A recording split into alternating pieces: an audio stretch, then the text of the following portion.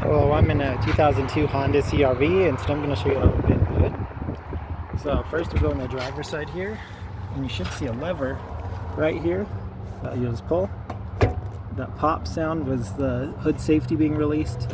You should still feel some tension. If there's no tension at all here, I don't know if I can really film, but back in there should be some cables that need to be connected for it to work properly.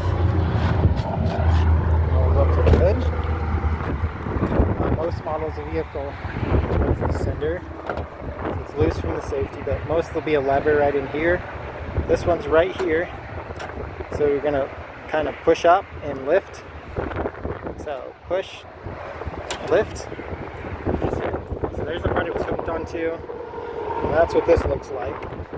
So there's your mechanism. If this is sticking, it might have some debris or need some WD-40 to loosen it up. Debris cleaned out, that is.